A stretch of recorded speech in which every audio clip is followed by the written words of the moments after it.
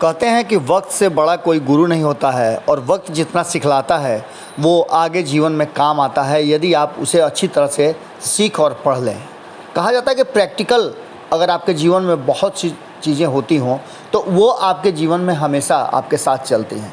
बिल्कुल इसी तरह से इस देश और बिहार की राजनीति में अब जिस तरह की बातें सामने आ रही हैं उसने साफ कर दिया है कि इस देश में सत्ता की बागडोर भले ही किसी के पास चली जाए लेकिन सत्ता की जड़ में और सत्ता चलाने का जो अनुभव है वो कांग्रेस के पास है। कैसे रणनीतियाँ बनती हैं और कैसे वो अपनी रणनीति को लागू करती हैं ये कांग्रेस बेहतर तरीके से जानती है। वक्त वक्त पे जब भी कांग्रेस को सत्ता से बेदखल किया गया है उसने फिर से वापसी की है।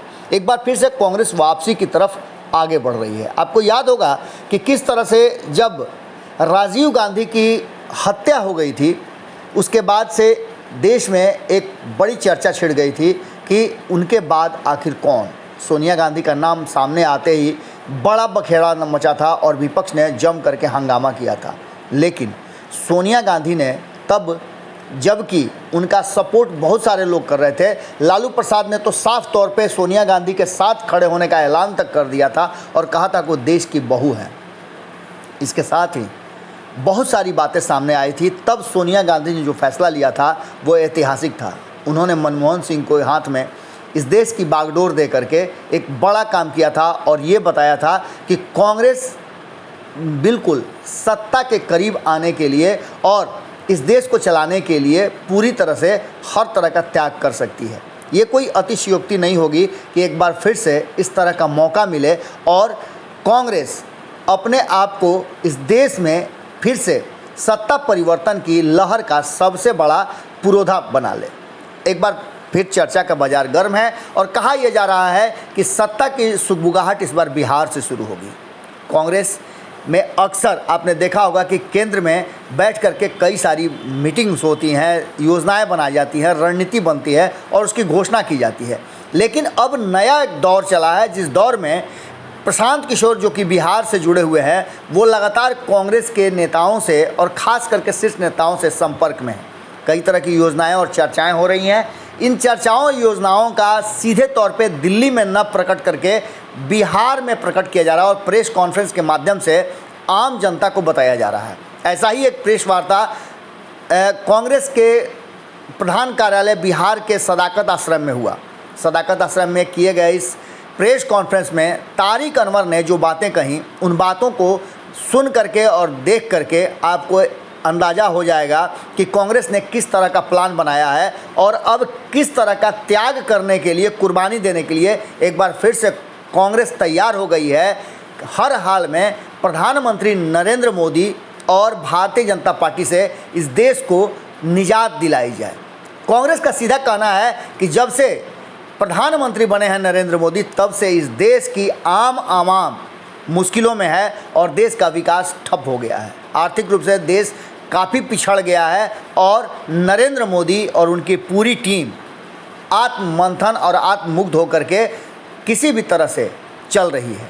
अब ऐसी स्थिति में इस देश को बचाने के लिए ज़रूरी है कि कांग्रेस आगे आए, क्योंकि कांग्रेस ने इस देश को आज़ाद कराया है और आज़ादी से लेकर अब तक इस देश की आत्मा के साथ कांग्रेस जुड़ी हुई है। तारिक अनवर ने बहुत सारी बातें कही। उसमें उन्होंने साफ तौर पे जब प्रधानमंत्री की बात आई तो उन्होंने इशारों में कह दिया कि प्रधानमंत्री कौन हो सकता है। उन्होंने हालांकि ये बात ज़रूर कही कि प्रधानमंत्री के बहुत सारे दावेदार हैं। राहुल गांधी के नाम पर उन्होंने जो बातें कही और किस तरह के नाम वो सुझा गए ये भी इसमें स्पष्ट नज़र आता है। हालांकि उन्होंने इशारों में बात कही, लेकिन आप चूँकि राजनीतिक की धरती बिहार से है इसलिए आप इस बात को ज़रूर समझ जाएंगे।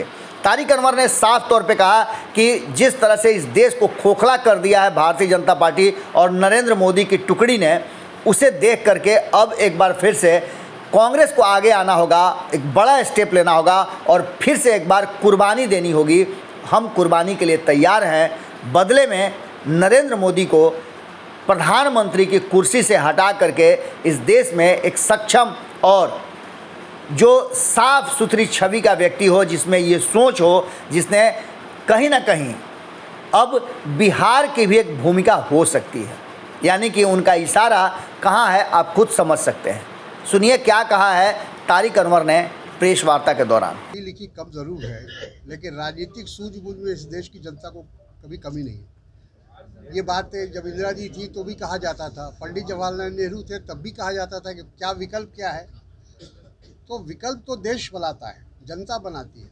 आने वाले समय में खुद विकल्प बनेगा और कौन प्रधानमंत्री बनेगा ये तमाम विपक्ष के लोग आपस में मिलकर तय करेंगे।